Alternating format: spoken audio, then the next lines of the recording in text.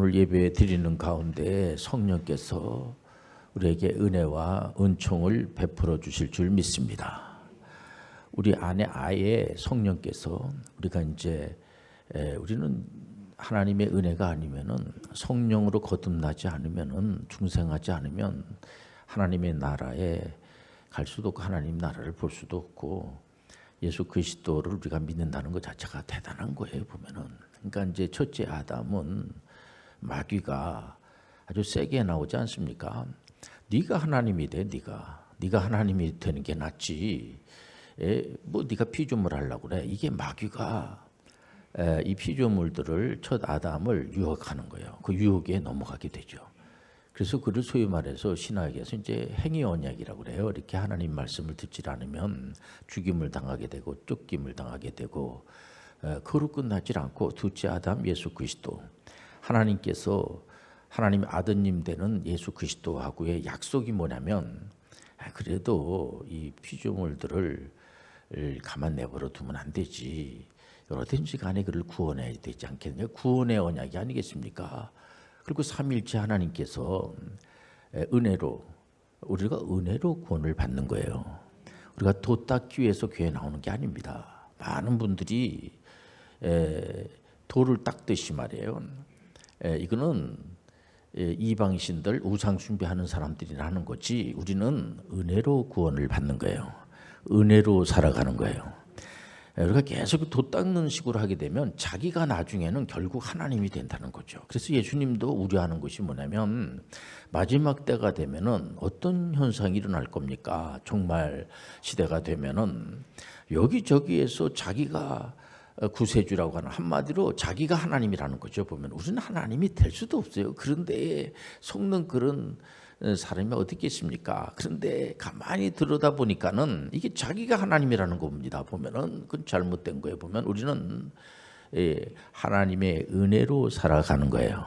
그래서 우리가 창세기부터 이제 성경을 이렇게 보게 되는데 보면은 우리가 창세기 온 역사에서도 보면 그 하나님의 선민이라고 하는 이스라엘 백성들이 하나님 말씀을 잘 듣질 않습니다. 자기 나름대로 생각대로 막 살아가게 되고 이 바벨탑 사건이 뭡니까? 노아 홍수 이후에도 얼마든지 우리가 하나님보다 더 크게 바벨탑 사건을 보면 굉장히 높이 탑을 쌓지 않겠습니까? 그 홍수로 이제 하나님께서 심판했는데 이렇게 바벨탑을 높이 쌓으면은 비가 많이 와도 끄떡 없단 말이에요. 이런 어떤 뉘앙스를 주지 않겠습니까? 그러고 나서 하나님은 그러면 이제 이 친구들이 이거 안 되겠구만 이거 하고 다 져버리지 않으시고 우리 하나님은 하나님이 되는 것을 포기하지 않으세요.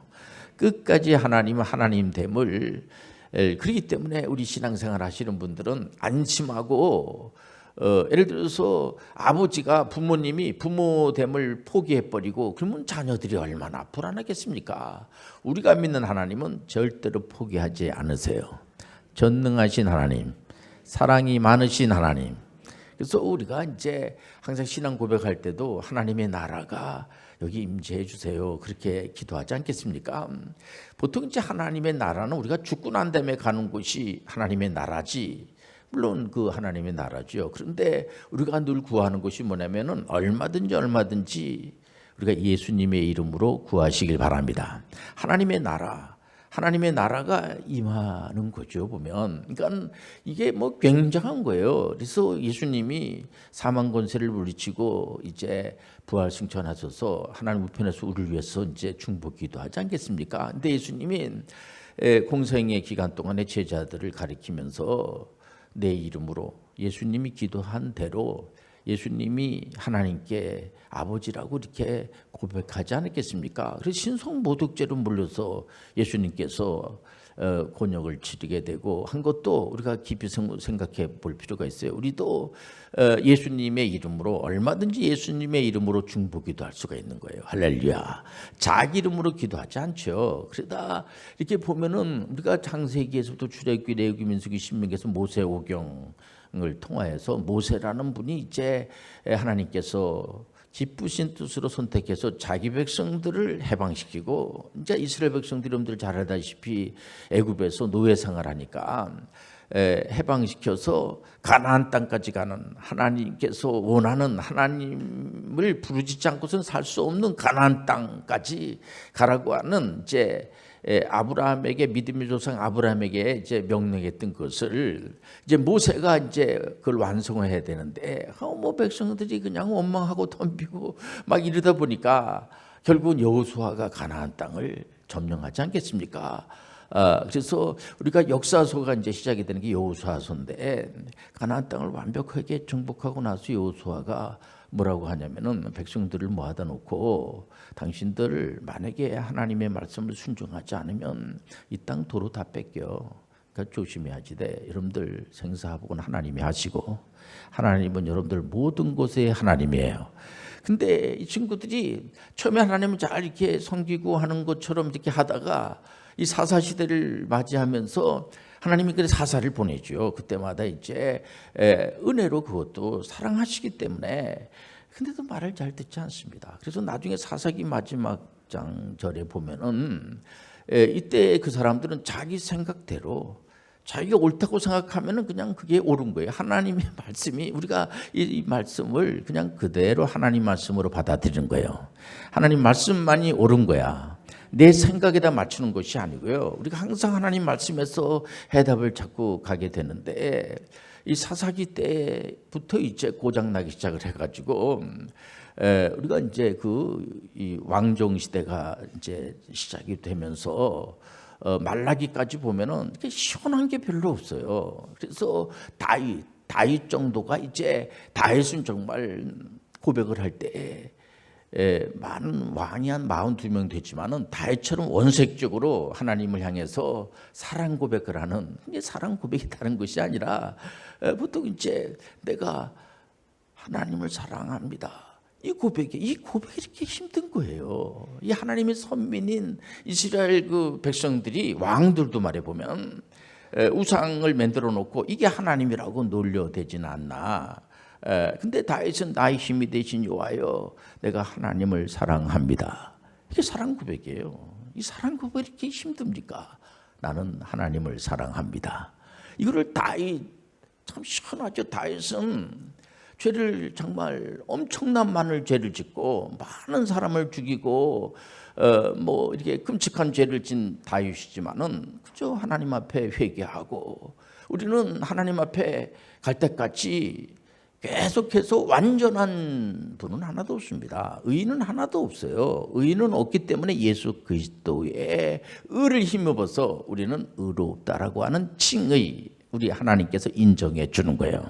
누구 때문에 인정함을 받냐면은 예수님 때문에 인정함을 받는 거야.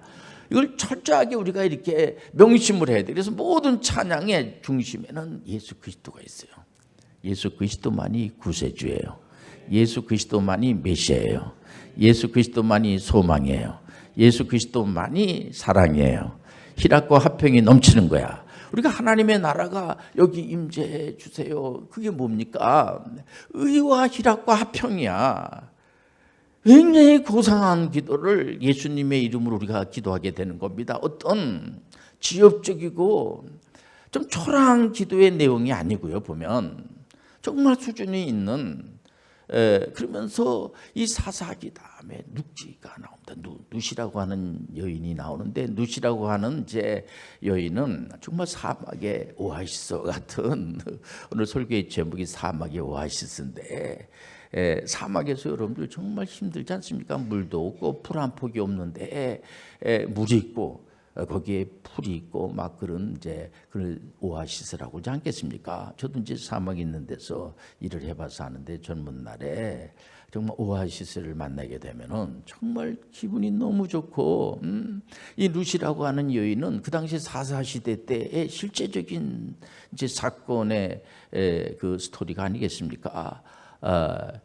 이 우리가 이제 그 룻기서 1장부터 2장, 3장, 4장까지 이렇게 보면은 참 은혜가 되는 게 뭐냐면은 그 뒤에 이렇게 별로 시원하지 않는 그 스토리가 나오는데, 여기 룻기서 1장에서 4장까지 보면은 여기 1장 1절에서 보면 사사들이 치리하던 때에 그 땅에 흉년이 드니라. 흉년이 드니까 유다 베들레헴의 한 사람이 그의 아내와 두 아들을 데리고 모압 지방에 가서 거류하는데 모압을 간 겁니다. 이방 땅.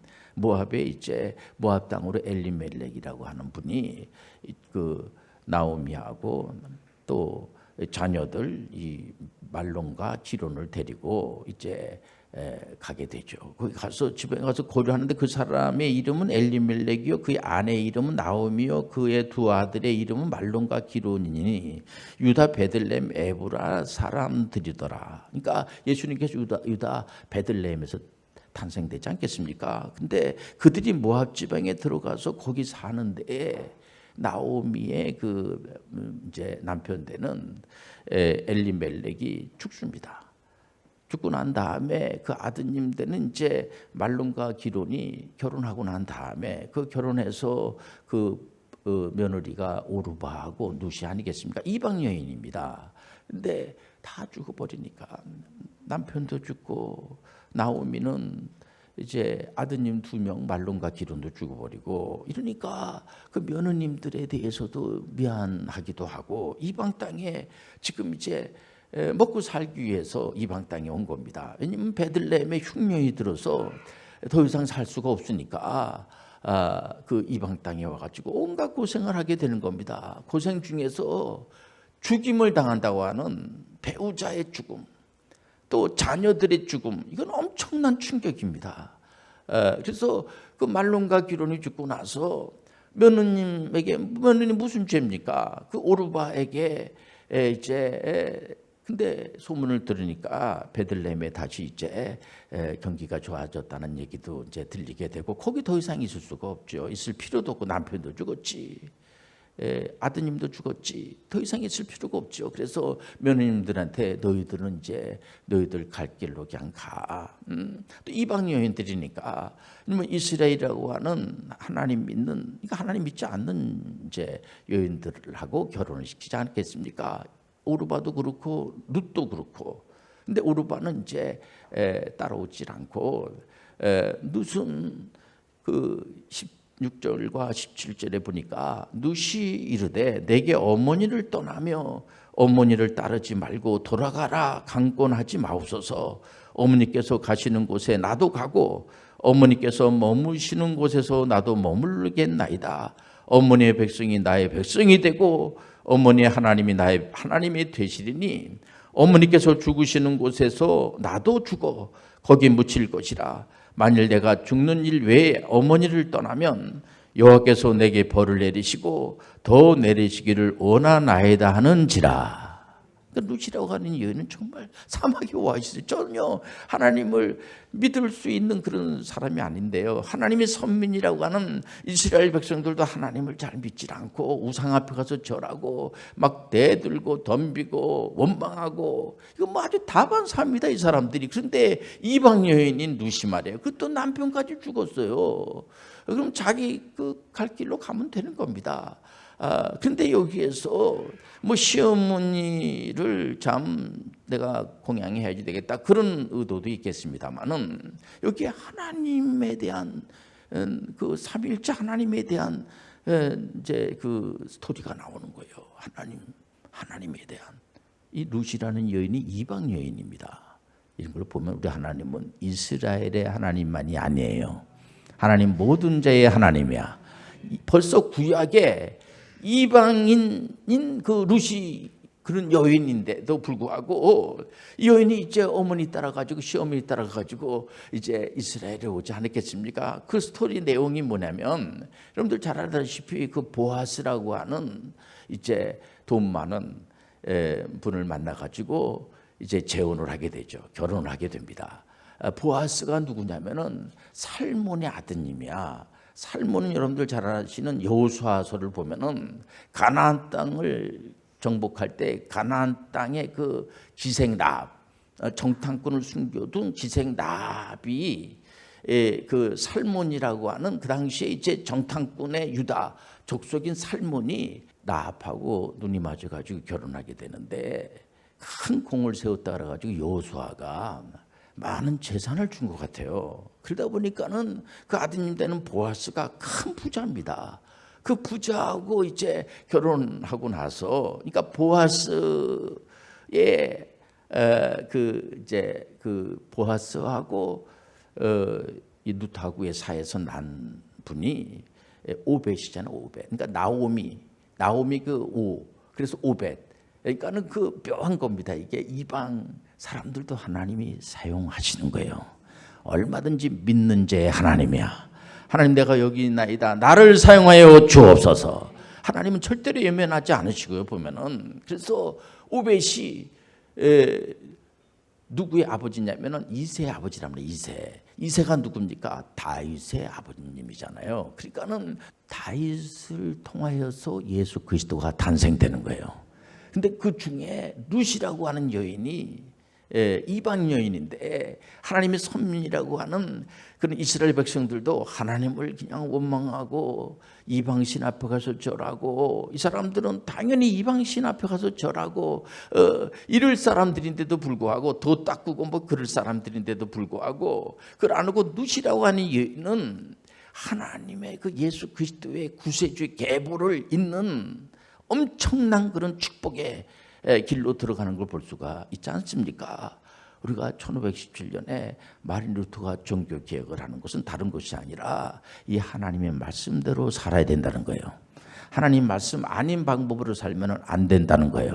목숨을 걸고 그 전에 존 위클리프라고 하는 영국의 성경 그 학자는 성경대로 믿어야지, 하나님 말씀대로. 우리가 오늘 이렇게 모인 건 뭐냐면 하나님의 말씀을 듣기 위해서 나온 거예요.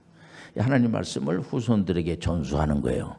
하나님 아버지, 저는 기도한다고 하면은 하나님이, 제가 이 말씀대로 하나님 말씀대로 살기 원합니다. 말씀하여 주옵소서. 내 말이 아니고 귀신의 영을 받아가지고 거기에 사기당하지 않고 하나님의 말씀을 따라 살아가는, 전통적으로 말해 개혁자들의 전통을 따라서, 그러니까 이 유클리프의 영향을 받은 체코의 얀 후스라고 하는 대학 총장님은 봤죠. 하나님의 말씀대로 살아지. 그 당시에 하나님의 말씀대로 이렇게 믿지 않고 외경이라는 것이 있어가지고요, 성경 66권 외에 다른 말씀을 더하든지 여기다가 보태든지 빼든지 하면은 저주를 받는다고 분명히 나와 있습니다. 그런데 이게 뭐 사람들에게 물질을 강요하고, 그래서 이 면죄부 이런 거, 이분들에게 눈에 뵈는 이 건물이 성전이 아니에요. 우리가 성전이야. 우리 안에 하나님의 영이 임재하신 거예요. 그렇기 때문에 하나님의 영은 떠나지 않아요. 하나님 아버지, 내 안에 있는 하나님이 영이 떠나지 말게 도와 주옵소서. 그런 기도 많이 하지 않습니까? 그러니까 우리가 그 성령 충만은 늘 받지만은 하나님의 영은 우리 가운데 임재하셔서 그분은 절대로 떠나지 않으시고 우리를 눈동자까지 지켜주시고, 그건 우리 그 은혜에 감사하는 거죠. 그래서 우리가 죄가 없어서 우리가 구원받는 것이 아니라 은혜로 구원을 받는 거예요. 죄진을 하는 얘기가 아니라, 우리는 절대로 우리가 죄를 안 짓기 위해서 막 노력을 하고, 나는 그래도 우리 하나님이 나를 구원해 주셨습니다마는 한 50% 정도는 우리가 노력해야지 되지 않겠습니까? 잘못된 세계관이에요. 100% 하나님이 다 해결해 주신 거야. 그렇게 하나님이 말씀하시는 겁니다. 창세기부터 계시록까지 주시는 메시지는 전부 다 무슨 말씀이냐면 하나님께서만 할 수 있다는 거예요. 그 때문에 예수님만이 구세주가 되는 거예요. 구세주 되신 예수님께서 설렁설렁하고 아무것도 이루질 않은 겁니다. 그냥 잘 못해놓은 거예요. 그러고 나서 나를 믿으라, 나를 구세주로 믿으라. 그럼 믿을 필요 없습니다. 우리 예수 그리스도는 완벽하게 구속사를 완성시킨 거예요. 그 때문에 우리가 하나님 말씀만을 따라가는 겁니다. 내가 도 닦듯이 무슨 그냥 내가 몇 시간을 기도하고 성경을 1000번 읽었다 이렇게 도 닦듯이 성경 많이 읽어야지. 우리가 하나님 말씀을 많이 듣고 읽고 지키고 이런 걸 해야 되지만은 그쪽으로 너무 가가지고 말해보면은 자기가 마치 다른 사람보다, 그거 아니죠. 다른 사람들 위해서 애를 도려 복을 빌어주고 남을 나보다 낮게 여기고 하나님 영이 임재하게 되면은 사람이 참 이렇게 시기심이 생기고 질투심이 생기고 아주 뭐 이렇게 좀 안하무인이 되고 말해 보면은 말을 할 수가 없는 겁니다. 보면은 뭐 말만 나오면 너 기도 그딴 식으로 하면 안 돼, 이렇게 접근하면 안 되죠. 우리가 그런 말 하고 싶은 힘이 생기면은 냉차라도 하나 사주세요. 그런 힘이 생기면은 여러분들 밥이나 좀 먹읍시다. 그리고 그냥 커피라도 한 잔씩 먹으면서 얘기 들어주고 좀 이렇게 기준을 잡아주고 이런 거지. 그래서 오래 참고 자비와 양선이 넘치는 거예요. 하나님의 영이 우리가 임재하게 되면은 사람이 아주 잘난 척하고 말해보면 만나서 얘기하고 싶진 않은 겁니다. 제가 우리 어린아이들하고 잘 만나는 게 뭐냐면은 제가 우리 어린 앞에도 자랑할 이유가 없죠. 그냥 이렇게 얼굴이 이렇게 뭐 이렇게 막 붙이고 이렇게 어린이집에서 붙여줬어요. 그랬더니 아니에요 목사님, 모기가 물었어요. 모기가 물었어. 이거를 붙여. 아 그래 모기가 물었구나. 뗐지 모기.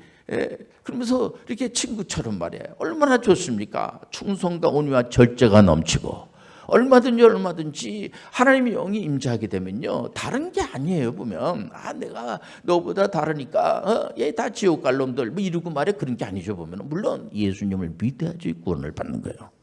예수 안 믿으면 안 돼요. 그래서 우리는 시간 날 때마다 시간을 내서 어쨌든 간에 예수 그리스도를 여러분들 잘 소개하시길 바랍니다. 구세주임을 소개하시길 바랍니다. 예수 안 믿어도 구원받는다. 뭐 마음 착하면 다 구원받는 거지. 그 별게 있습니까? 가봤습니까? 그게 아니고요. 하나님의 말씀은 절대로 예수에는 다른 이름이 없어. 예수님의 이름으로만 갈 수가 있어.